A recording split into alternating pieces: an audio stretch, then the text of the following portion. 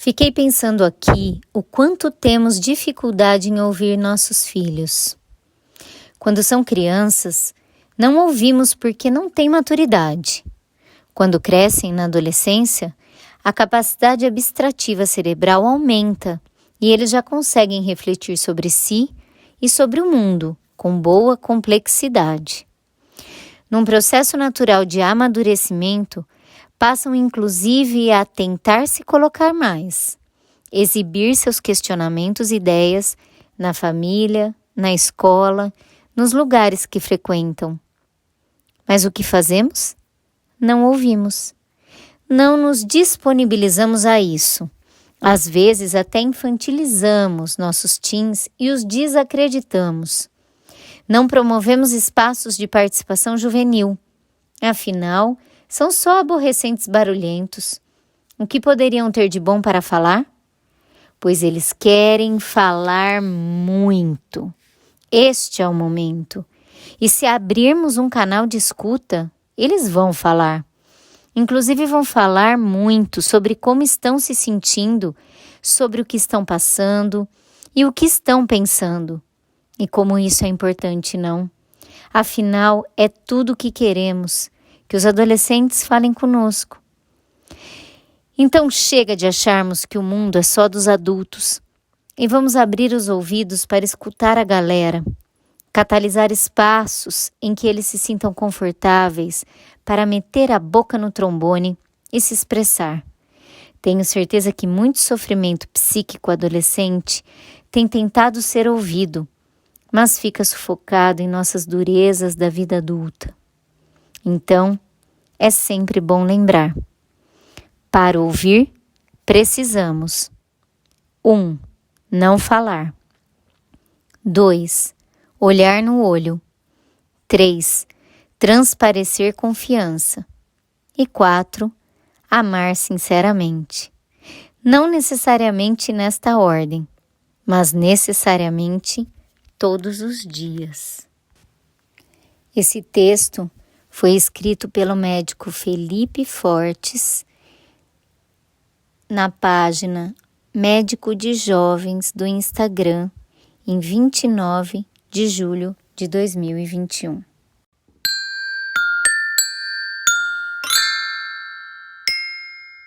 Criar com amor. Criar com afeto. Criar com alegria. Criar com asas. Cena 1. Eu sou a Júlia. Eu a Paola. E nossa mãe é a Paty Juliane do Criar com Asas. Cena 2. Eu sou a Constância. E eu sou o Bernardo. E nossa mãe é Dedé Lovitch do Criar com Asas. Cena 3. Oi, eu sou Valentina e eu sou filha da Rita do Criar com Asas. No desejo de ampliar vozes e exercitar uma escuta ativa, hoje temos o prazer de dialogar com 3 jovens, Arthur, João Gabriel e Fernanda, aqui no podcast Criar com Asas. E essa conversa será feita por minhas parceiras Dedé Lovitch e Rita Durigan. Eu sou Paty Juliane e não estarei nesse diálogo presencial, mas estarei nessa escuta amorosa com todos vocês, porque assim a vida é. E assim a vida pediu. Mas estamos juntas, sempre.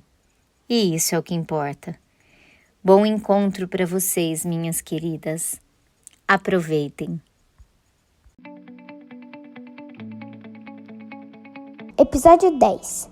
É o fim? Alegrias e percalços que carrego da trajetória escolar.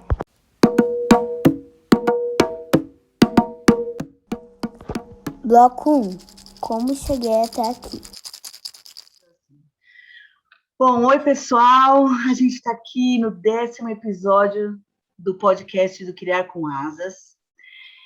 E no número 10, a gente trouxe aqui 3 pessoas que vão trazer coisas especiais para a gente aqui nesse nosso episódio.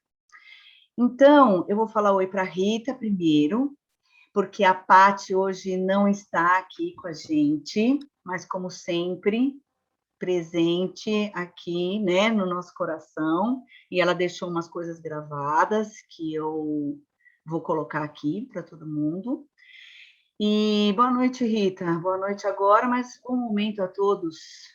Oi, Dedé. Gente, eu preciso confessar uma coisa. Eu estou nervosa nesse podcast, porque eu sei que a gente tem aí esses 3 convidados que eu não tenho dúvida. Assim, eu estou morrendo de sede aqui de ouvir vocês. Muito legal ter vocês aqui. Oi, pessoal, todo mundo que está aí acompanhando a gente. 10º episódio. Paty, amamos as coisas que você mandou e a gente vai falar sobre isso também. Sim, Paty. Bom, quem quer começar? Fê? Se apresente. Posso começar, não sei muito o que falar, mas meu cachorro tá tossindo aqui do lado, então desculpa pelo som. Meu nome é Fernanda, então, e eu tenho 20 anos, vou fazer 21 agora semana que vem. Eu fiz o Fundamental 1 e 2 em escola tradicional. E aí, chegando no ensino médio, que é um pouco a trajetória inversa, né, que acontece com a pedagogia Waldorf, eu fui para uma escola Waldorf, porque estava me deixando muito mal, eu estava com muita ansiedade, muita depressão aí no final do Fundamental 2.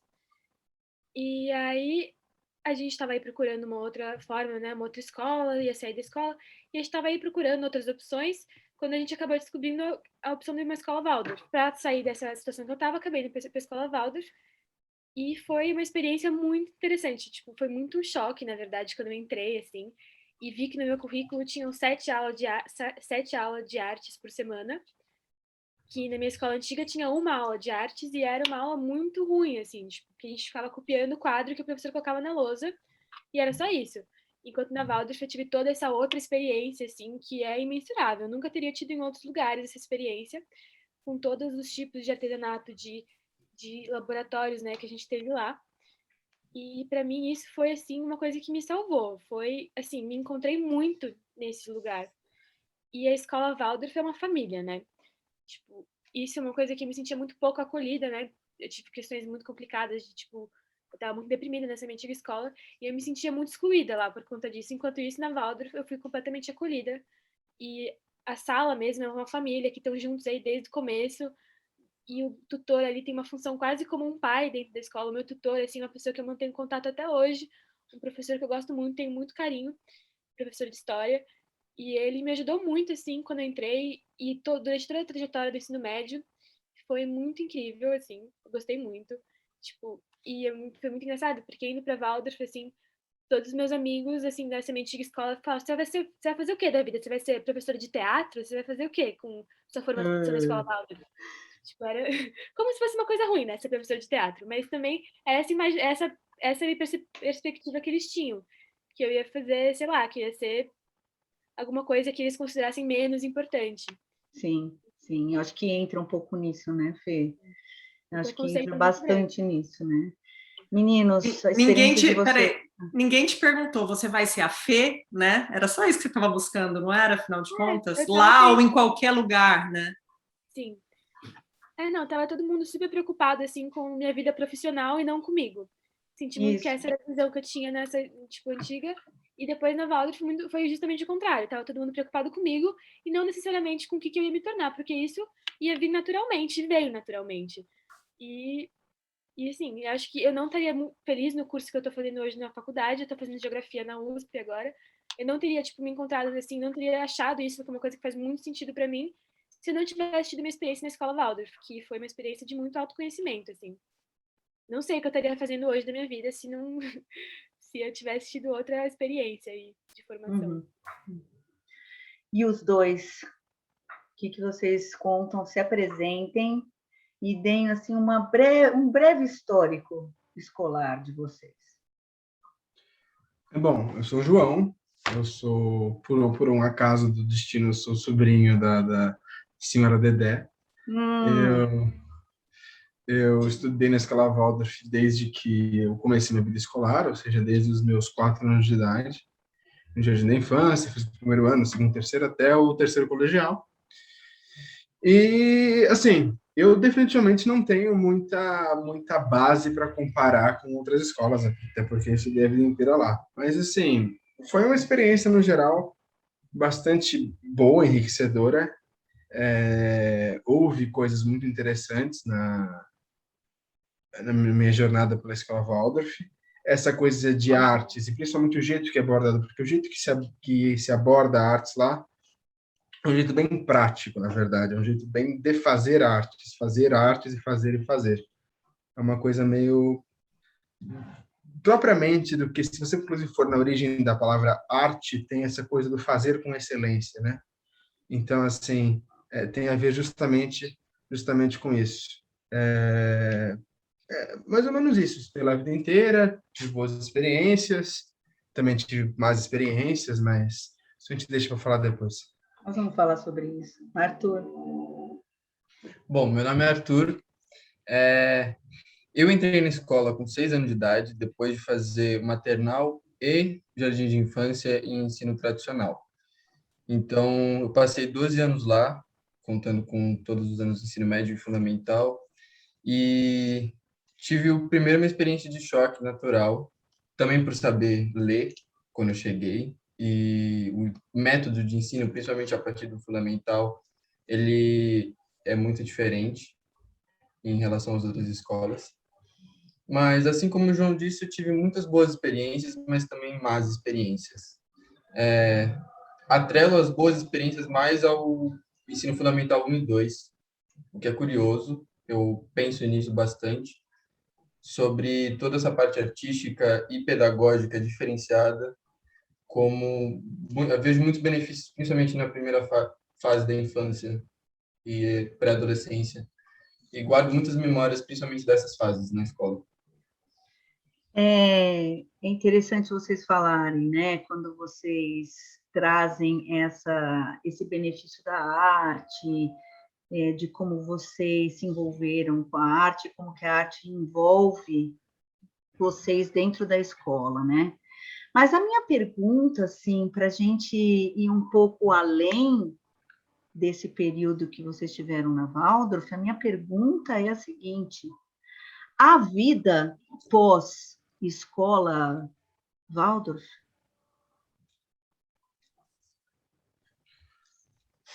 Sim, a vida? A vida depois da escola Waldorf. A vida depois da escola, né? Vamos começar daí. A vida pós-ensino médio? A vida pós-ensino médio. A vida pós-ensino médio. Eu acho, de verdade, que o currículo do ensino médio brasileiro é bastante alienante.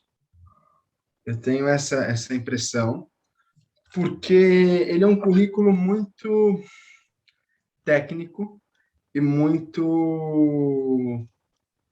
Ele tem bases muito específicas e muito retas, na verdade. Das bases de pensamento, do modo de pensar, do modo de ensinar.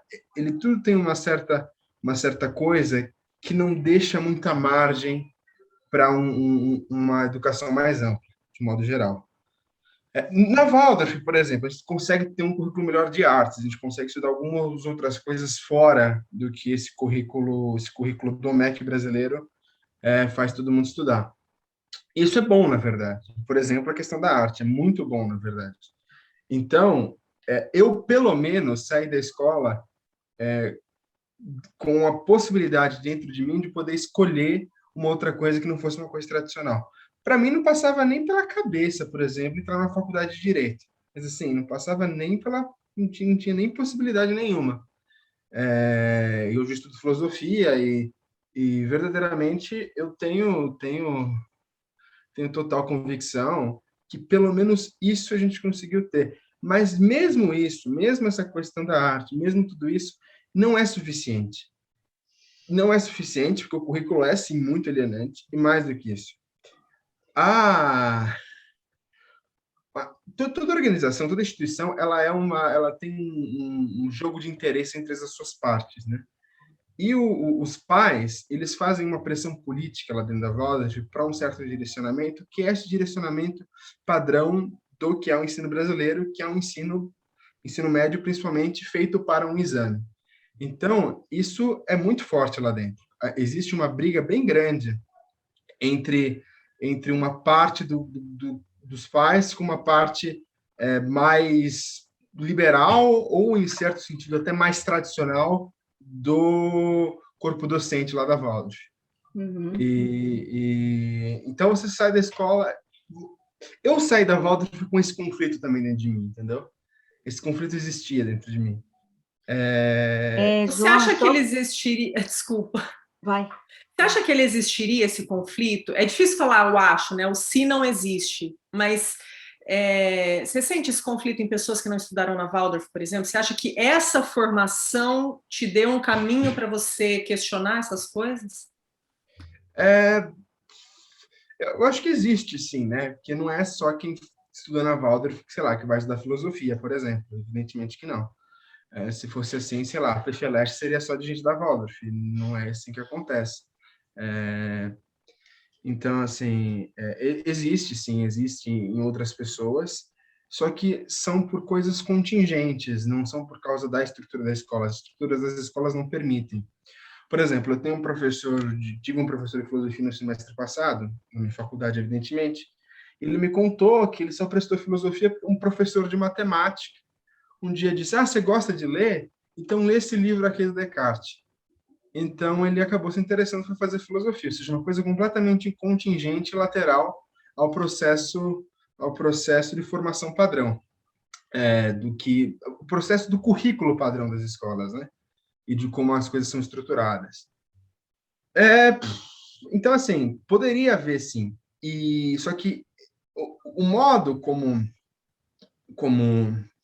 isso se desdobra na volta, esse conflito, não tô dizendo, ele não é bom, na verdade, porque esse conflito ele é muito desgastante lá dentro.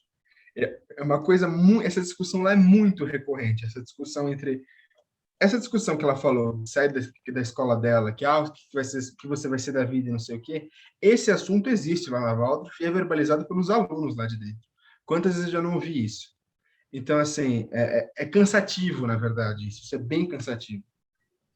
Ô, João, então eu ia perguntar exatamente isso, se vocês sentiam essa pressão que os pais fazem com toda a gestão da escola sobre essa história de que, então, como que eles vão fazer o Enem? Como que eles vão se sair no vestibular? Então, tem esse embate. Então, uma turma que quer isso, outra turma que não se preocupa com isso. É esse embate que vocês sentem e que vocês se cansam. Sim, esse é o principal conflito, que eu vou chamar de conflito político dentro da instituição, é esse. Esse é o principal conflito, pelo menos eu identifico como principal conflito. E além de ser o principal conflito, isso é muito natural. O adolescente, ele sempre quer aparecer assim, que está construindo uma individualidade separada e não sei o quê. Mas a maioria das vezes ele está mimetizando o discurso dos pais. Isso é muito comum. Então, assim, a gente ouve muito essa mimesis desse discurso paterno na escola. É muito, muito comum. Vocês acham que falta não uma independência, mas uma autonomia intelectual, inclusive, dentro do ensino em geral, das escolas, não só da Waldorf, mas das escolas em geral? Vocês acham que é a autonomia que falta? Ou pelo currículo alienante que você comentou? O que vocês acreditam que seja? Essa falta de pensamento próprio, ou é da própria idade que a gente vai na onda, vamos dizer assim? Eu acho que tem a onda. Eu acho que tem bastante e está totalmente vinculado à adolescência. Assim como o João Gabriel estava falando sobre a questão do mimetismo perante os pais e perante os ideais, é normal ter essa confusão. E, pessoalmente, falando da minha experiência, eu lidei de uma maneira, e ainda hoje lido com essa insegurança de uma maneira, entre algumas aspas, normal. Pessoalmente, os meus pais nunca foram da parte que cobraram a escola a questão curricular e de vestibular e de provas. Então, eu nunca tive essa pressão como meta de fim de ensino médio, terminar o ensino médio e entrar numa faculdade. Isso, para mim, pessoalmente, eu vejo muitos benefícios. Assim como, mas pessoalmente, já relacionado à minha vivência, eu acabo enrolando para adentrar em algum tipo de estudo? Provavelmente, mas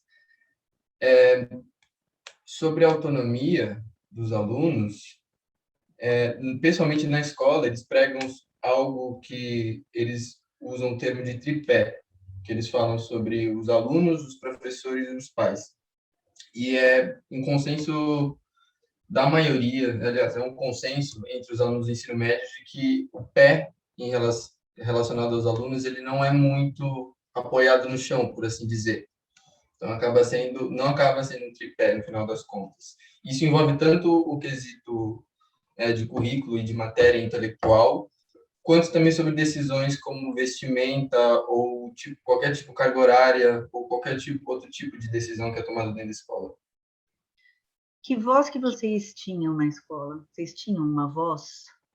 Vocês tinham uma escuta? Eu diria que eles até escutavam, mas se isso era posto em prática, aí é outra história. Nossa, é a velha...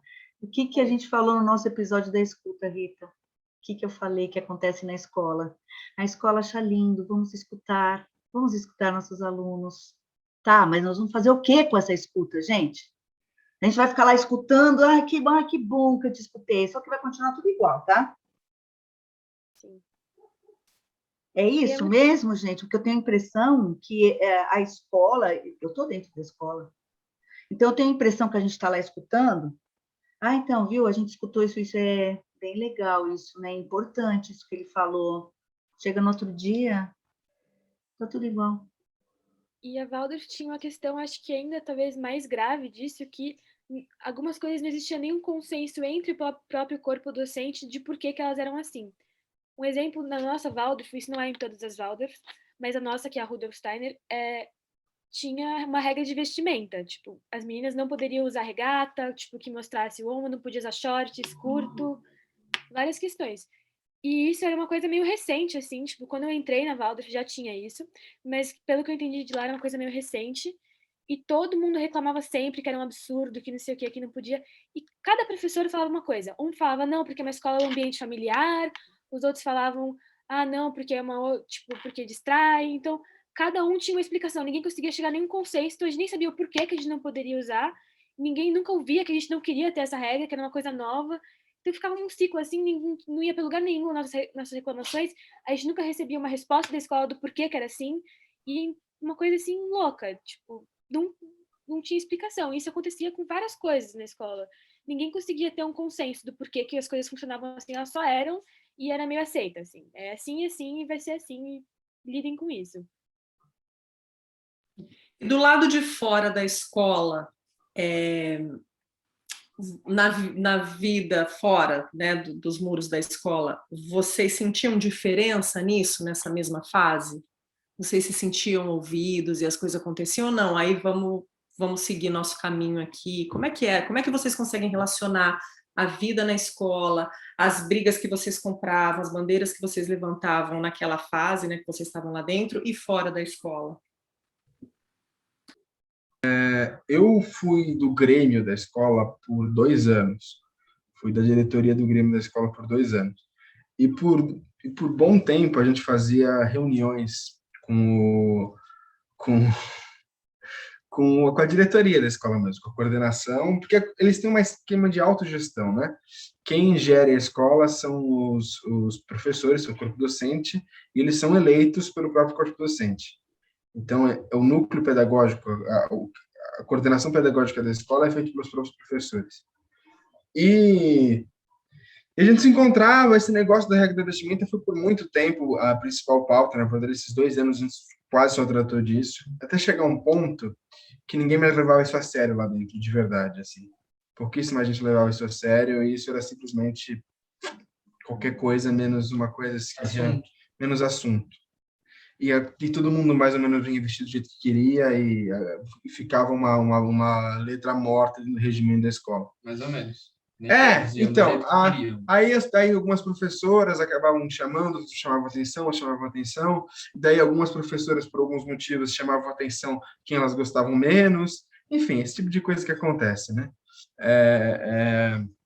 Mas fora da escola, não sei, porque a gente fica na Waldorf o dia inteiro na Waldorf, a gente fica na Waldorf das 7 da manhã até às 3h10 da tarde. Então, assim, Eu não, né? Que fora da Waldorf. Quando eu estudava na Waldorf, só existia Waldorf, as pessoas da Waldorf, e é isso aí. Descansar depois da escola. E descansar depois da escola. Principalmente na adolescência. Então, assim, não sei. Isso tem uma coisa bem... o pessoal fala que lá é uma bolha, não sei o quê, até que tem um fundo de verdade, isso que a gente fica tanto tempo lá, convive tanto tempo naquele lugar, que a gente, no nosso ensino médio, se resume ao nosso ensino médio e ponto final. Não sei se o Fernando tem essa sensação, porque o Arthur eu acho que tem, mas o Fernando eu não sei. Não, a Waldorf é uma bolha, assim. Mas não acho que... Tipo, a minha escola antiga também era uma bolha, porque também era período semi-integral, assim. Então, eu também passava o dia todo lá, saía de lá e continuava lá, em casa, estudando, não sei o quê. Então, acho que é uma coisa de escola mesmo. A gente fica numa bolha e as pessoas que a gente conhece fora da escola conhecem as pessoas de dentro da escola, então a bolha expande um pouco, mas você não sai dali. Você continua conhecendo as mesmas pessoas no mesmo ciclo social para sempre, parece. Fica um grande looping. Então, assim, e tem até uma coisa geográfica. Por exemplo, eu morava aqui na zona... Aqui nos Jardins eu morava. A escola lá para a zona sul de São Paulo. E eu não tinha nenhum amigo aqui nos Jardins. Era muito louco. Eu tinha todos os amigos meus, eram lá do outro lado da cidade. Demorava muito para estar lá. E mesmo assim, nem a minha posição geográfica me fazia mudar o meu ciclo social, até porque eu não passava. Eu passava mais tempo na escola do que em casa. Assim.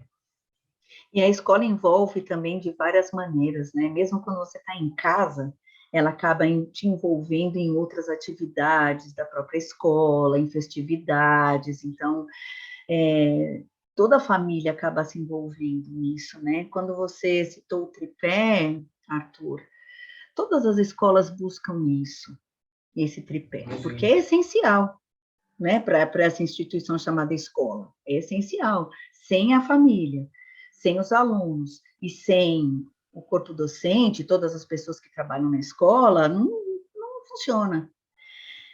Mas esse tripé, igual você disse, onde os alunos, na verdade, não chegam no chão, né? Eles ficam ali voando e falando e tudo se perdendo e vira uma grande confusão. Eu sinto isso também como parte do corpo docente. Então, quando a Fernanda falou, era uma bolha na minha escola, é porque é uma bolha também onde eu estou, e é uma bolha onde vocês estão, e o tempo que fica na escola também proporciona isso, tudo isso. Vocês acham que é de propósito, por algum motivo? Não, proposital não. Eu acho que não. Talvez seja. Você acha? Tem que entender o que é proposital exatamente, entendeu? Uhum. Mas, de alguma forma, o modo que a escola reflete as intencionalidades e o... Como é que eu vou dizer? A ética, o ethos vigente da sociedade, ele reflete na escola de algum modo. Então, a escola é sempre tem um projeto de sociedade investido na escola. Olha, ouvindo vocês falando, me veio uma imagem na cabeça que talvez tenha a ver com isso que você está falando, João Gabriel, que é assim, nessa fase, né, que o ser humano ele está borbulhando ali, ele saiu da fase da infância, que é uma fase de um outro processo de desenvolvimento individual. Ele chega no momento que ele é o individual muito forte, com o social muito forte, e a gente, como sociedade, tira esses seres da sociedade, enfia numa caixa, não importa qual é essa caixa, o nome da instituição, e deixa esse grupo aqui, o outro grupo ali, o outro grupo ali, seguindo algumas diretrizes, né, porque a vestimenta tem várias escolas, enfim, né, como instituição, escola, as questões acabam sendo as mesmas, lidadas de outro jeito, e aí, de repente, você vai, se formou, tá aqui, pega seu chapéu, pega seu canudo, tira e joga, e agora você vai e segue tua vida. É esse o propósito? Você tira no momento de potência incrível e de tantos pensamentos e eu não sei, agora eu fiquei confuso como sociedade, por que a gente está fazendo isso? É que quando você tem na sociedade, você tem um certo um certo conjunto de modos de agir e de modos de ser e de modos de pensar que são comuns a um certo grupo social, a um certo macrogrupo, e esses modos de agir se refletem na escola também. Se refletem porque é aquilo que acontece. A gente faz alguma coisa sempre pensando no fim daquela coisa, né? E a sociedade, ela vai se destinar a determinado fim dependendo do que a sociedade considera um bom fim. Então, a escola é um fim, a educação é um meio para um fim, entendeu? Pelo menos do jeito que a gente entende. Sim. Então, qual é esse fim? Eu não saberia dizer exatamente, eu não saberia falar sobre esse tipo de coisa com a profundidade que precisaria ser dita. O que eu queria dizer é o seguinte: existe uma intenção na escola? Existe uma intenção na escola. Qual que é essa intenção da escola? Eu posso tentar adivinhar aqui, mas eu não vou encerrar esse assunto aqui. As minhas decepções em relação a algumas coisas da escola, como o Grêmio, por exemplo, estão muito vinculadas àquilo que a Rita estava falando. O Grêmio, ele acabava sendo de certa forma, ele é dado como uma obrigação que a escola tinha em relação aos alunos de disponibilizar o espaço, mas eu, por exemplo, nunca me estimulei de ir atrás, talvez por outros motivos também. Sempre tem a questão do indivíduo, cada indivíduo vai se interessar por uma coisa e isso é inevitável. Mas sempre vi muito potencial no Grêmio, por mais que eu nunca estive presente. Eu via o Grêmio agindo e se movendo para coisas muito necessárias e movimentos muito fortes. Só que, às vezes, a importância que a escola dava para o Grêmio, ou, às vezes, as chances, as possibilidades que a escola dava, a relação que a escola criou com esse espaço, acabava institucionalizando uma coisa, sabe? Tipo, ficar uma atividade extracurricular, às vezes, um pouco de conotação mais vinculada a isso e não a uma união entre os alunos, sabe? Agora sim. Essa percepção que a gente tem, tipo, que vocês têm de dentro da Waldorf, porque eu vindo de uma escola de fora, eu achava o Grêmio da Waldorf muito forte. Porque o Grêmio do Suíço, que era a minha antiga escola, eles organizavam um jogo de futebol. Era só isso, tipo, jogo de futebol no final do ano. Era essa a função do Grêmio, tipo. E assim, apesar da Waldorf ter toda essa questão de não ter efetivar a escuta que fazia dos alunos, eles tentavam escutar, pelo menos, o que já era mais do que tinha na minha antiga escola, assim, não tinha nem opção da gente falar nada lá. E para mim isso já foi um choque, assim, mas era muito frustrante realmente quando a gente falava, e eu entrando assim, falando, nossa, as coisas aqui funcionam, e não é bem assim, não era bem assim. Então era frustrante.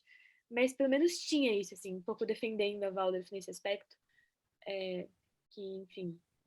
Tem uma coisa é verdade. Há um discurso, pelo menos do discurso há um discurso de educar para a liberdade, uma educação libertadora. Esse discurso existe lá dentro, tá? Não só lá também. Sim, mas lá existe como se fosse a filosofia da escola. Esse discurso é verdadeiro? Não é verdadeiro. Esse discurso não é verdadeiro, nem um pouco verdadeiro, na verdade.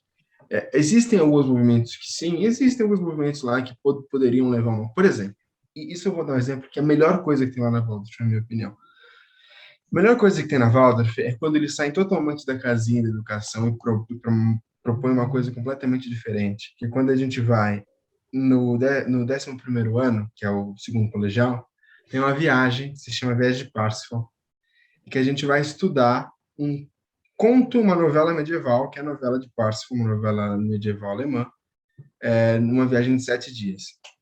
Estudar detalhadamente. É um curso só sobre isso. E escrever páginas e páginas com caneta tinteiro a respeito da história.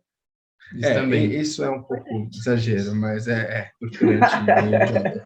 Mas tudo bem.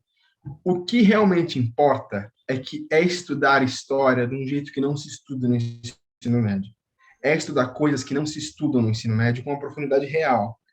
Aquela viagem, para quem é mais sensível, para quem é mais atento, sabe que aquela viagem é um grande passo para, por exemplo, alguém se interessar pelo mundo das humanas, tratado de uma maneira realmente profunda, de uma maneira realmente séria, uma maneira que não é técnica, uma maneira como deveria ser, uma maneira mais discursiva. Em prática em também. prática e entender as coisas. E, por exemplo, estudar uma história do século XIII, se não me engano, é saber muito mais sobre a Idade Média do que 1000 aulas sobre a Idade Média, entendeu? Ler uma história, entender a história da Idade Média é estar em contato com a Idade Média. Tem uma pessoa do século XXI te explicando o que é a Idade Média, ou do século XX explicando o que é a Idade Média, não é estar em contato com a Idade Média. Sinto muito, simplesmente não é. E todo o estudo que envolve isso, todos os fundamentos que envolvem isso, todos os simbolismos que se envolvem, isso é a melhor coisa que tem na Waldorf, na minha opinião. Realmente a melhor coisa. Sim. E qual a experiência que vocês tiveram? Para onde vocês foram quando vocês fizeram essa imersão, vamos dizer assim? O lugar, a gente foi para um sítio. Porque o lugar pouco eu não me importa. lembro nem o lugar que foi, só lembro que foi um sítio. No lugar pouco importa. Nessa viagem em si não importa muito. Não importa. A gente o dia inteiro estudando, lendo histórias. E eu ia acrescentar, na verdade, que além de escrever, a gente produz realmente a história, mas a gente também trabalha com uma parte artística relacionada à época também. A gente faz, de certa forma, as margens um pouco inspiradas também na escritura e nas obras medievais, muito simplificadas, obviamente. E trabalha um pouco essa parte também em paralelo à história que a gente está estudando. Fê, desculpa. A Waldorf, eu acho que tinha muito esse esforço de trazer o que a gente aprendia no abstrato para a prática.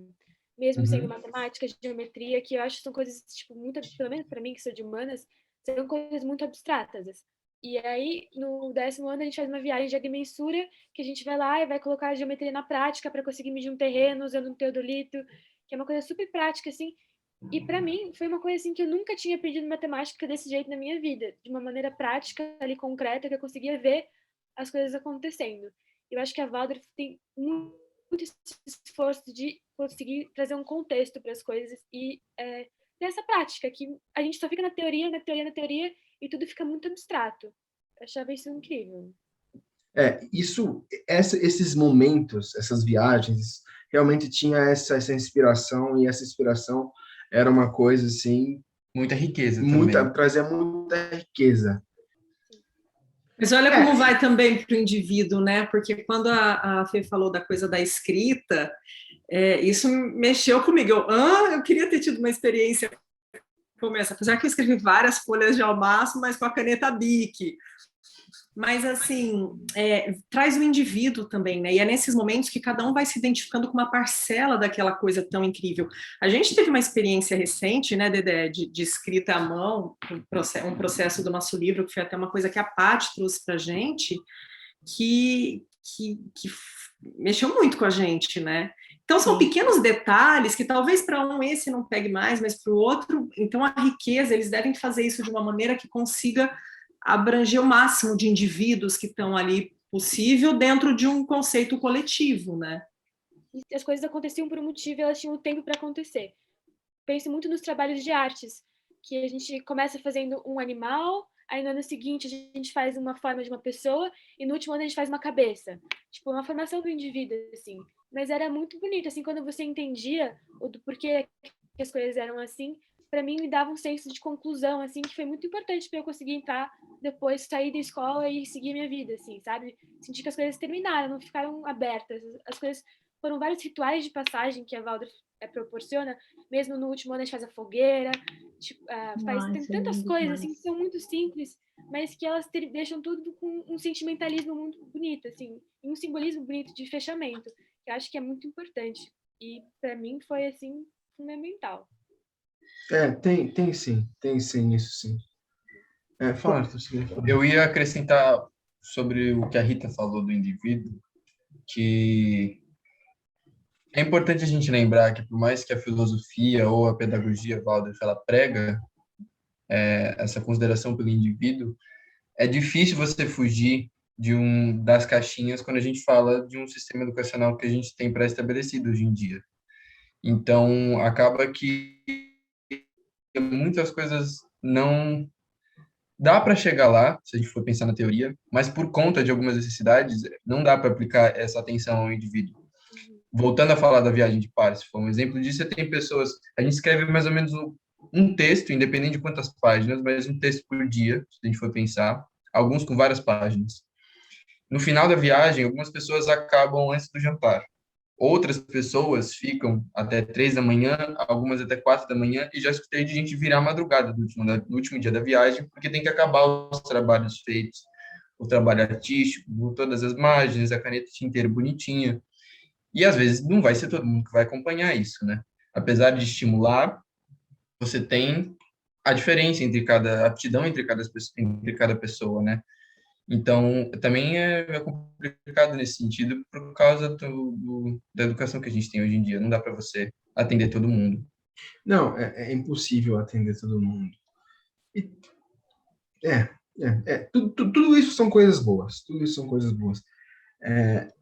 Acho que tem outras que, bom...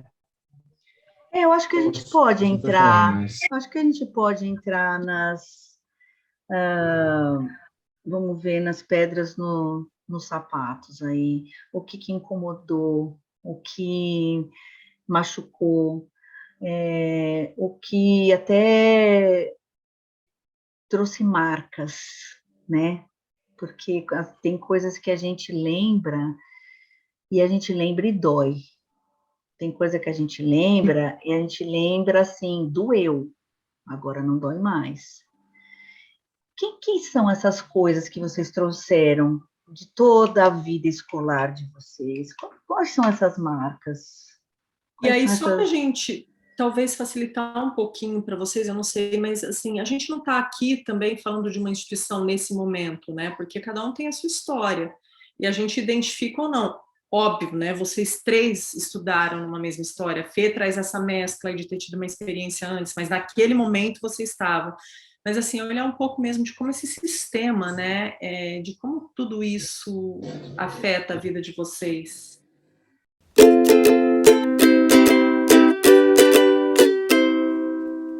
Hora do jabá. Se você gosta do nosso conteúdo, pense em nos apoiar com qualquer valor mensal e colabore com a mídia independente. Estamos no catarse.me/criarcomasas. Visite também nosso blog, criarcomasas.com.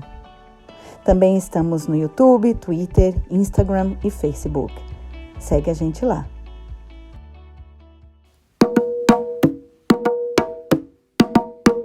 Bloco 2. Não dá para ser feliz. O que fica e como vou.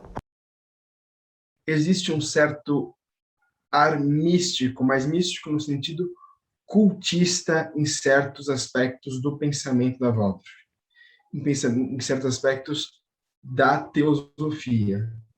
O próprio Steiner, ele veio de uma ordem de mistério, e por ele ter vindo dessa ordem, não é uma ordem de mistério, uma entidade secreta, e a própria filosofia de Steiner, ela tem esse ranço. Então, sempre tinha uma coisa assim, você perguntar, você queria que eles explicassem. Muitas vezes os professores nem sabiam, e outros, os mais antigos, os mais tradicionais, eles diziam coisas como, você não tem que saber isso agora, você não está na idade para saber isso, ou eu já ouvi algumas vezes isso lá. Filosofia não é coisa para adolescente, ou esse tipo de coisa. Principalmente dos professores mais tradicionais. Que você não tem capacidade para entender, então não adianta você questionar, entendeu? Tem esse ar meio místico, meio olímpico, assim, também, sabe? De uma coisa meio... não, a gente sabe aqui os motivos pedagógicos. Motivos pedagógicos era a palavra mágica para empurrar qualquer porcaria. Então, assim, isso me irritava muito. Muito, muito, muito. Eu lembro que uma vez, isso nem era problema meu, mas isso me irritou. Eu estava numa aula de português e a sala a sala que a professora de inglês era tutora, queria fazer uma peça, professora de português, aliás, queria fazer uma peça, e eles tinham escolhido uma peça do Nelson Rodrigues. E o grupo de tutores decidiu proibir a peça, né? E eu fiquei irritada, falei, professora, mas por que vocês não deixaram fazer a peça do Nelson Rodrigues? E ela falou, não, porque tem um ar de de trágico, de grotesco na peça. A gente acha que isso não tem nada a ver. Mas vocês não estão querendo fazer teatro? Por que vocês não querem uma coisa trágica? Como vocês não querem uma coisa... Não existe esse negócio de teatro alegre. Até comédia boa é trágica no teatro. E essa discussão simplesmente escorreu, não. A gente pensou por motivos pedagógicos. Motivos pedagógicos em genérico. Porque, na verdade, a única coisa que era de verdade era moralismo para não incomodar certos pais. É só isso. Era assim, por que eu já estava com isso engasgado? Porque na minha peça, a gente ia cantar uma música do Gonzaguinha, que é aquela música, um homem também chora, a menina, morena. E no final da música não dá para ser feliz, não dá para ser feliz. Isso é no final da música. E acaba a música com não dá para ser feliz. Exatamente. E o diretor cismou da cachola dele que as peças do 12º ano não poderia acabar com não dá para ser feliz. Por que será, né?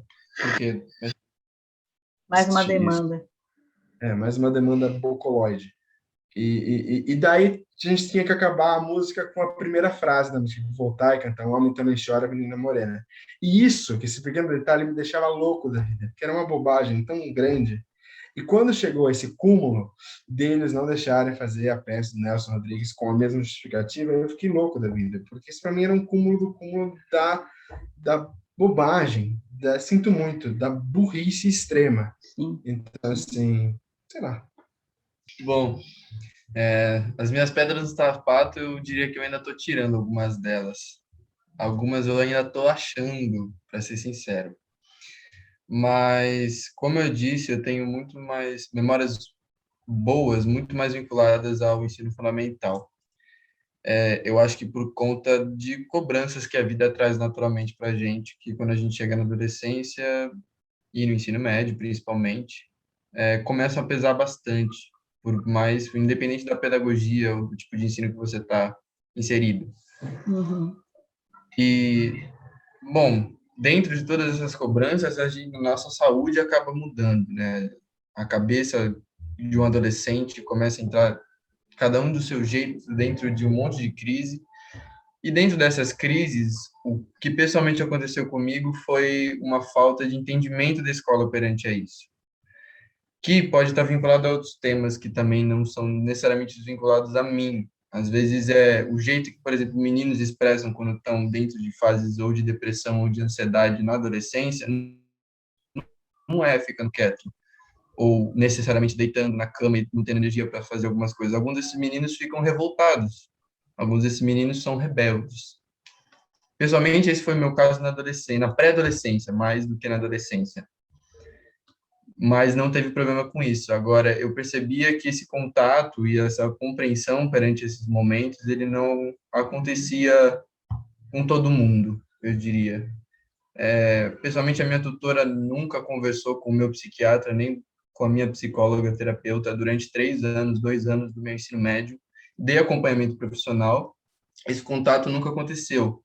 E, pedagogicamente, isso é necessário e até demandado, que um tutor ou um professor ele entenda e converse com o médico, independente do tipo de diagnóstico, independente do indivíduo que está trazendo essas questões. Então, o que eu tento lidar, as pedras que ainda estou tirando do sapato são mais relacionadas a isso do que com qualquer outra coisa, como o João, por exemplo, tem sobre a teoria e sobre as justificativas da instituição. Sim. E a Fê? Então, eu, na verdade, não tive, assim, tantas experiências ruins na Waldorf, a ponto de ser uma coisa que me incomoda agora. Já me formei faz 2 anos. Porque eu acho que na Waldorf cada um tem uma experiência muito distinta. Cada sala tem uma experiência muito distinta, dependendo do seu tutor. E eu acho que isso depende muito. Eu tive um tutor incrível, o professor que cuidava da minha sala era uma pessoa incrível, que cuidava do que tinha que cuidar, mas eu tinha grandes amigas na minha paralela, na sala eu era do B, minhas amigas do A, que não era assim para elas. Tendo professores que se envolviam com coisas assim que aconteciam fora da escola, que não tinham nada a ver com a escola, e que aí ligavam para os pais e falavam, assim, tipo, porque eu vi um boato andando pela escola. Então, é uma coisa, assim, uma vigilância sobre os alunos. Eu não passei por isso, mas amigas próximas minhas passaram muito por isso, e muito favoritismo acontecia também nessa sala. de professora implicar com alguns alunos e passar batido a mesma coisa para outros. A coisa que mais me pegava na Waldorf era a questão da regra da vestimenta, que era uma coisa assim que eu achava absurda. E o João bem lembrou que tinha essa resposta meio mística, assim, tipo, é assim porque a pedagogia é assim, não tem nada a ver, tipo, e até acabava comprometendo a pedagogia e o estudo de uma pedagogia que é muito interessante, porque eles atrelavam a coisas que não tinha nada a ver. Então você acabava ficando aí com uma marra, com uma coisa que, por conta de uma questão que não tinha nada a ver com a pedagogia da Waldorf em si. E para mim era isso que pegava, mas eu tive uma experiência muito boa na Waldorf, novamente, tipo, porque eu tive muita sorte com a minha sala, e eu sei que não é assim para todo mundo, realmente não é. E isso tinha também esse discurso, sabe? Esse vamos evitar aquilo que é incômodo. Isso tinha muito. E se pretende uma educação para a liberdade, desculpa, gente, assim como boa filosofia, assim como boa ciência, assim como resolver as coisas direito, fazer as coisas com excelência, é passar pelo inferno das coisas também. É muito importante isso. Muito importante.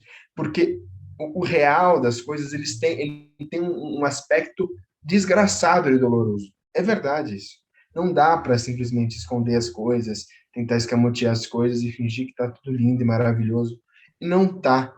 As pessoas estão se deprimindo e existem problemas sérios lá desse tipo de coisa. A minha sala Mas por isso que a música não dá para ser feliz, ela é tão certa. Porque não dá para ser feliz, dá para estar feliz.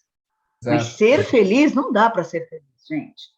E essa música, ela tinha um contexto. Dizer não dá para ser feliz não é simplesmente uma mensagem pessimista, não é simplesmente uma mensagem trágica, é simplesmente um niilismo ridículo. Não tem nada a ver com isso. Ele teve uma construção narrativa que tem um certo significado dentro de um certo contexto. E o diretor da peça não querer compreender isso, sinto muito, parece que ele não compreende o que é uma história, o que é um discurso. É bem incômodo isso, na verdade. Sim. E tinha isso também. Quando você vai lá no Nelson Rodrigues e você tem um monte de... Você pode achar o Nelson Rodrigues um conservador reacionário. Tá, ele talvez tenha sido um conservador reacionário. O Dostoiévski era um czarista até o último fio do cabelo. E daí? E daí? Meu Deus do céu, o que isso tem a ver com que eles produziram, né? Outra coisa, a mensagem por exemplo, dessa peça, que era o Beijo no Asfalto, é simplesmente uma mensagem de estudo de personagem, de levar até o máximo uma certa narrativa trágica, uma certa narrativa grotesca dentro de uma realidade brasileira. Eu não consigo ver uma coisa mais pertinente para o teatro do que isso. É difícil dizer uma coisa mais pertinente do teatro. É tão pertinente que um autor como esse é o grande autor do teatro brasileiro. Eu sinto muito, porque é. Então, assim, e daí você fala, não pode fazer, vamos fazer qualquer outra coisa, porque é muito pesado, sendo que há 3 anos atrás tinha se feito Terror e Miséria no Terceiro Reich, são coisas que não dão para entender. Não dão para entender.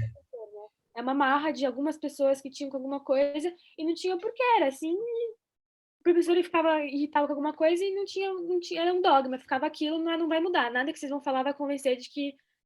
Então era muito triste quando isso acontecia, quando você via que não tinha como mudar aquilo porque é um tomou aquela decisão sem avisar para ninguém. Você sabe que vocês falando isso me dá uma certa tristeza, aliás, dá uma tristeza imensa, porque eu vejo que o abismo que o corpo docente cava, porque a gente cava, a gente não vou me colocar nisso não, é que eu caio às vezes porque cavaram, né, e eu estou de um lado, assim, mas o corpo docente acaba cavando esse buraco, que já é um abismo, e que a gente se coloca num lugar que é esse que o João falou, e que o Arthur falou, que você falou agora, Fê. Não, vocês não vão entender, vocês têm que seguir um padrão, e vocês não conseguem se aprofundar nisso. Espera aí. Onde que a gente se coloca? Onde que a gente coloca vocês, né? Onde que a gente está? Então, a gente não ouve, a gente chega lá na história do que a gente não ouve, a gente não age, e a gente está se distanciando cada vez mais. Então, quando a gente sai da escola, que dentro da escola a gente tem as bolhas, a gente tem a bolha da escola, quando a gente sai dessa escola, como que é o encontro com essas outras bolhas? Como que é esse encontro? Como que vocês se sentiram? Vocês estavam preparados para enfrentar essas outras bolhas? Não. Foi sofrido? Sofrida não diria, mas foi esquisito. Foi muito esquisito. Tipo, ver questões assim que a gente discutia vagamente na escola e ver a realidade das outras pessoas, assim, na faculdade. Não sei, eu me sentia quase doida, assim, às vezes, da minha formação na escola, assim, tipo, que era tudo idílico, paradisíaco, a gente nunca podia discutir as coisas ruins. E aí, entrar numa faculdade pública e ouvir as questões, assim, às vezes chegava a ser desolador, assim, eu tô no segundo ano agora, ano passado, assim, nossa, quantas vezes eu chorava vendo que o mundo não era perfeito como a escola pintava, assim, sabe?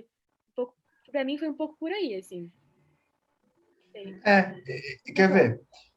Eu saí da Waldorf, fui estudar numa faculdade católica até o inferno, uma faculdade que é dentro de um mosteiro que tem 400 anos. Eu estudo na faculdade de filosofia do Mosteiro de São Bento. E na primeira semana de aula, tive aula com um padre que dava filósofos pré-socráticos. E a maneira como ele falava dos filósofos pré-socráticos livremente, tratava do assunto, da filosofia grega, da mitologia grega, sem problema nenhum. Um padre, uma pessoa muito convicta da fé. Esse padre é uma pessoa muito convicta da própria fé. Mas ele tratava das coisas de uma maneira tão aberta, tão sincera, tão verdadeira, que eu falei, não é possível que um padre possa parecer mais e possa ter um discurso mais livre, um discurso mais verdadeiro do que a professora do ensino médio. Não é possível uma coisa dessa. Não é possível. Dentro do mosteiro não era possível aquilo ali. Tratando as coisas tão livremente, falando das coisas tão sem rodeio nenhum, sem nada. Assim, olha, essas são as questões assim que se tratava, é assim que se é. E coisas assim que algumas até poderiam ter sido tratadas na escola e fariam tão bem. Fariam tão bem. Mas só você capturado pelo sistema de colocar na caixinha. É possível, que bom que é possível, né? Não, é absolutamente né? possível. É absolutamente possível. Não era esperado, né? E talvez também o que vocês esperavam dessa escola que vende esse discurso, porque tudo é marketing, né, gente? Que vende esse discurso da. Se por um lado a Fê encontrou lá muita coisa que ela não via, né, na anterior, que também é possível. A gente compra os slogans que vendem para a gente. A nossa família, como vocês mesmos colocaram, né? A gente representa aquilo que é nosso. Vou colocar meu filho aqui por isso, e aí eu estou aqui por isso. E são poucos que param para refletir como vocês, ou não, ou a maioria, mas talvez se calam, não falam, não param para discutir isso. E que bom que é possível. Tem uma frase que eu ouvi que foi assim. Tinha um seminarista na minha sala, ele perguntou assim para o padre sobre Dionísio, né? Ele está falando dessa coisa que eles acreditam. E o padre respondeu assim, não é que eles acreditavam. Dionísio é real. E daí eu fiquei olhando, o que será que ele quer dizer com isso? Mas ele tinha uma certa razão de falar isso. Uma certa razão de dizer que aquilo expressava alguma coisa. Aquilo. E isso é uma coisa, assim, que para mim, que tem um pensamento todo cientificizado, todo positivista, que vem do ensino médio brasileiro, e mesmo na Waldorf o tinha era muito forte, é ouvir aquilo e mover a cabeça de lugar, entendeu? E tentar entender as coisas de outra maneira. E claro, uma bolha completamente diferente da minha. As pessoas são mais velhas do que eu, todas são mais velhas do que eu, todas, a grande maioria já tem uma graduação. Muitas delas, os seminaristas, vêm de uma classe muito mais baixa do que a classe com quem eu convivia. As outras que já são formadas, nem tanto. Mas os seminaristas vêm. Então, assim, foi uma completa perdição, num certo sentido, porque é sair daquele muro de condomínio da adolescência da classe média alta brasileira, entendeu? Eu acho que essa saída, né, a gente está falhando ainda nisso, né? A gente, igual vocês falaram da experiência Parsifal, a gente deveria fazer isso com tudo, com experiências, né? Experiências reais, não só experiências de experimentos das coisas, mas experiências de vida. A gente podia estar falando aqui por horas e horas, né? Mas a gente tem que acabar num momento. E eu vou jogar para vocês agora, porque em todos os nossos episódios, no final, a gente tem o Dicas com Asas, que são, assim, algum filme, algum livro, algum movimento que vocês queiram que outras pessoas conheçam, que valeram a pena para vocês. Não precisa ter a ver com o tema, pode ser qualquer dica que vocês queiram deixar. Se tiverem mais alguma coisa que vocês queiram falar, a gente vai escutar. Eu não vou fazer nada, mas eu vou escutar, tá bom? Mas se vocês quiserem falar, fechar aí a fala de vocês e já lançar a dica, se vocês tiverem, também não é uma obrigação. Mas, eu quero muito que alguém, né? Eu quero muito falar que eu li um livro tal e que eu amei. Pode falar. Quem quiser. João Gabriel está procurando por um. Eu vou começar. Eu vou indicar primeiro a obra que eu citei, que é o Beijo no Asfalto, do Nelson Rodrigues. Vale super a pena tanto ler quanto assistir. As duas coisas valem muito a pena se fazer. Agora tá ruim para ver teatro, mas vale muito a pena assistir também. E outra coisa que eu vou indicar, que não tem a ver com o tema, mas é uma coisa que eu acho que é muito legal para todo mundo ler agora, já que a gente está num tempo de discussão política tão inflamada, e é muito esclarecedor. Eu trouxe aqui a edição da República de Platão, mas não é a República inteira que eu vou recomendar. Quem conhece a República sabe que a República é dividida em 10 livros, e 10 livros são como se fossem 10 capítulos. E eu recomendo muito a leitura do livro 8 da República. Assim, vale muito a pena ler o livro 8 da República. É um baita caminho para uma discussão sobre política e sobre o momento que a gente está vivendo e sobre esse tipo de coisa. É, assim, super interessante. O problema geral desse livro mesmo é a educação. Na verdade, o problema do Platão mesmo é a educação. Mas, assim,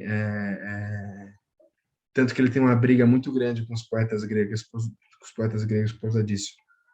Mas esse é um livro mais sobre política e, mesmo assim, ele fala muito sobre educação e vale muito a pena ler esse livro 8º, porque eu mudei completamente, me tornei muito mais lúcido politicamente depois que eu li bem são 30 páginas, compreendi bem. Sim, vale super a pena. Valeu. Fê, o Arthur. Bom, o meu é rapidinho, então antes da Fê. Eu tenho só dois documentários para recomendar. Um que eu já vi, o outro que eu ainda não vi, mas um deles é O Sal da Terra, que é o documentário de 2014 sobre o trabalho de Sebastião Salgado, que vale muito a pena ver. E o outro é O Barato de Acanga, que é um documentário da Netflix, que fala sobre o festival, os 3 ou 4 festivais, na verdade, de Águas Claras. Ambos muito bons. Legal. Bom, eu acho que o que eu recomendaria, assim, talvez seja... Não é tanto um livro, mas me baseei num livro, que é tentar, acho que com base em tudo que a gente conversou, assim, agora, como a gente tem tantas visões diferentes de uma coisa só, e vindo de diferentes perspectivas, assim, e como isso é bom, né? Como isso é muito bom você ter um discurso plural. Então, tentar sair aí de um discurso único, de um pensamento único. E, na verdade, essa palavra, né, vem para mim como uma boa estudante de geografia, vem aí do grande Milton Santos, que é a leitura que eu recomendaria. Milton Santos é uma pessoa incrível, ele era uma pessoa incrível, eu admiro muito. E acho que aí a leitura do Por uma Outra Globalização, que é um livro que fala de globalização, mas é muito além disso, na verdade, que explica todo um comportamento que a gente tem e uma uma forma que a gente tem de ver uma coisa só e achar que é tudo isso e não tem outra opção além do que a gente está vivendo, do que a gente está vendo, e como a gente tem que ampliar esses horizontes. E é um livro, assim, que ele é de 2001, mas é um livro muito atual e ele termina com uma mensagem positiva, né, de que a gente pode mudar isso para melhor. E saindo dessa zona de conforto e saindo desse pensamento único, que é muito... Acho que essa é a minha recomendação, assim. Legal. A gente tem as nossas também, né, Rita? Fala você primeiro, Rita. Eu trouxe depois de tanta dica incrível, mas esse aqui eu acho muito animal, assim, uma leitura fácil, rápida, é da Fernanda Young, é o Pós-F, para além do masculino e do feminino, mas é engraçado que a Fê trouxe isso agora, e eu vou ler um trechinho aqui, ela vai escrevendo cartas, além de coisas, eu acho ela uma dessas pessoas, ela fala muito da inadequação dela, como ela não se sentia aceita, e como ela foi encontrando os próprios espaços e defendendo as próprias ideias, apesar de ser de muita luta. E tem uma carta dela, eu não vou ler inteira, eu vou ler só o início dela, que chama A Quem Não Nos Enxerga. Oi, estou bem aqui na sua frente, mas você insiste em não me ver. Tudo bem, opção sua. Cada um enxerga o que quer. O problema é quando você, sem ter ideia de como sou, resolve dar a sua visão sobre mim. Talvez você não se enxergue também, antes de mais nada, e assim me tire por parecida com você, errando completamente. Para começar, faço questão de ver as pessoas ao meu redor, e isso faz toda a diferença do mundo. Percebo que todos têm algo de especial, estando aí, a graça. E aí ela traz várias dessas cartas, então eu queria deixar até essa provocação para a gente, sabe, de que é a curiosidade, né, a curiosidade pelo outro, a curiosidade pelo que pulsa dentro da gente e a curiosidade por essa sociedade que está onde está, não é à toa, e que a gente também possa ser escuta para aquilo que incomoda tanto a gente, mas aí que a gente vai além, né, o que eu vou fazer com isso que eu estou ouvindo agora? E também um pouco inspirada, assim, nas falas de vocês, quando vocês falaram que é difícil alcançar a individualidade dentro do ambiente escolar, né, e que aconteceram poucas vezes. Tem um filme que não sei se todo mundo conhece, mas é Como Estrelas no Céu, é um filme indiano, e como uma individualidade conseguiu afetar uma comunidade inteira. Mas ela só afetou uma comunidade inteira quando ela teve o olhar de uma outra pessoa, e esse olhar foi atento, e essa escuta foi ativa. E a partir daí, ele trouxe a individualidade dele, daquele menino, para o coletivo. E aí ele validou. Ele validou toda a vida, a ação e a potência daquele menino. Então, é Como Estrelas no Céu, vou deixar na descrição. Eu vou deixar gravado também as minhas dicas. São 2 livros. Na verdade, era uma revista online que foi compilada e agora são livros, 2 livros, 2 volumes. Chama Capitolina, O Poder das Garotas. Esse é um projeto colaborativo, escrito por mais de 70 colaboradoras entre 15 e 20 e poucos anos, de diversos cantos do país. Cada uma com uma história de vida diferente, falando de suas experiências de adolescência. São garotas negras, lésbicas, bissexuais, trans, com deficiência ou que fazem parte de qualquer outra minoria, que tinham pouco espaço e tem ainda, né, nos veículos de comunicação. Nesses livros elas falam de tudo um pouco, mas sempre sem espaço para preconceito. E queria deixar aqui também o filme Juno, é de 2008, e fala sobre a gravidez na adolescência e seus dilemas, tá bom?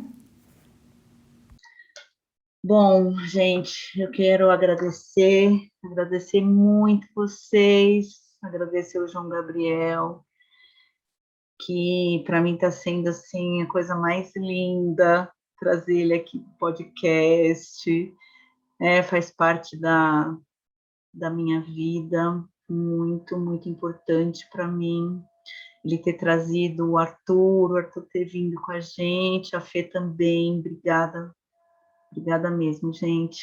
E a gente tem um tchauzinho aqui final. A Rita quer falar mais alguma coisa, Rita? Eu quero falar para o João Gabriel tomar cuidado com as provocações que ele faz para a Dedé, porque às vezes ela traz provocação tua para a gente, tá? Viu? Ela espalha essas provocações, ela joga umas assim que desestabiliza a gente fala, opa, peraí que eu preciso pensar. Então acho que eu escolhi certo a minha profissão. Acho que sim. Tá conseguindo chegar lá, né? Acho que sim. Bom, gente, super obrigada, foi incrível, né?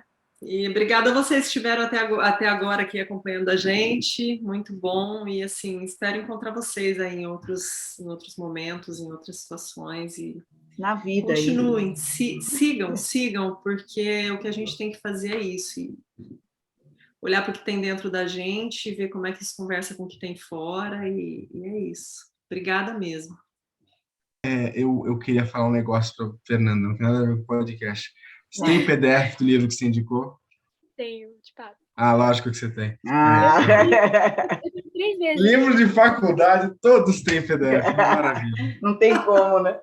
Os da USP, então, são os mais fáceis de achar. Mas eu tenho o impresso, posso te emprestar impresso também. É lindo. Impresso é melhor, impresso. Empresta que eu vou ler, tudo de bom. Bom, gente, vamos fazer um tchauzinho, então.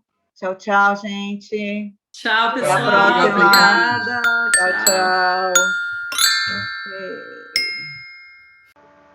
Vinhetas, Júlia e Paola. Vozes da introdução, Bernardo, Constance, Júlia, Paola e Valentina. Mandala e avatares, Constance. Convidados, Fernanda Bose, João Gabriel da Veiga Denonce, Arthur Santana e Anis. Edição, Dedé Lovitch.